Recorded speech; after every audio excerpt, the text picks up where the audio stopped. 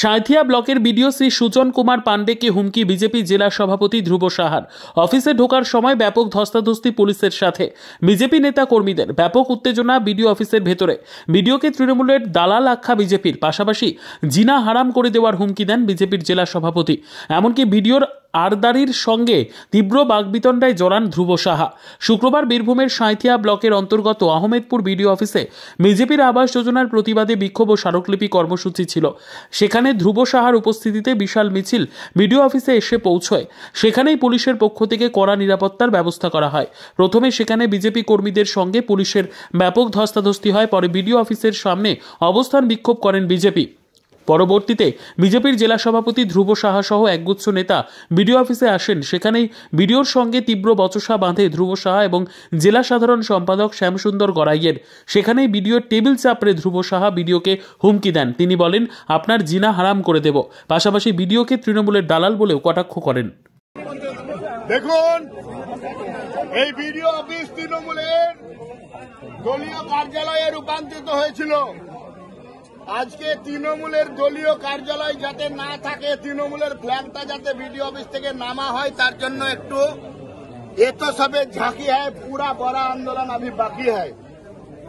তাই আজকে ঝাঁকি দিতে বিডিও সাহেবের কাছে এসেছিলাম। গরিব প্রান্তিক খেটে খাওয়া মজদুর মেহনতি মানুষ, যারা খড়ের চালের নিচে বাস করে, যারা তিরপলের নিচে বাস করে, যারা মাটির ঘরে বাস করে, তাদের জন্য লড়াই আন্দোলন করতে বিডিও সাহেবের কাছে এসে আজকে 2225 জনের তালিকা, যে হতদরিদ্র গরিব মেহনতি মজদুর মানুষ, তাদের বাড়ি দিতে হবে, তাই বলার জন্য এসেছিলাম।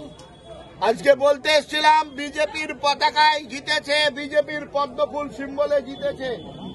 পঞ্চায়েতের সদস্য, পঞ্চায়েত সমিতির সদস্য, জনপ্রতিনিধি যারা মানুষের কাছে দায়বদ্ধ, তাদেরকে গুরুত্ব দেওয়া হয় না বলে যে অভিযোগ, সেই অভিযোগ খণ্ডন করতে এসেছিলাম।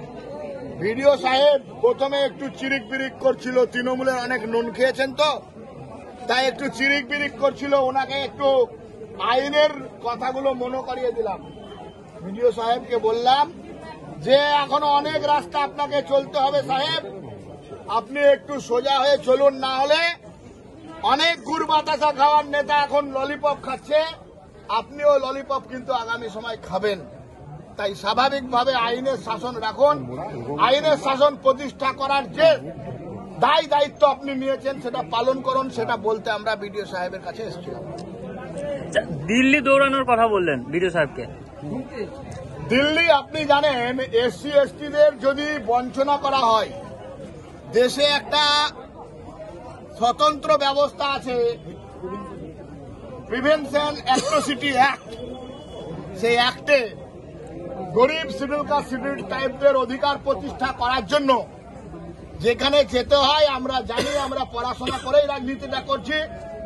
আমরা কিন্তু তৃণমূলের নেতার মতো আঙুঠে ছাপালা নেতা নয়, আমরা মানুষের জন্য পড়াশোনাটা দিনরাত করি।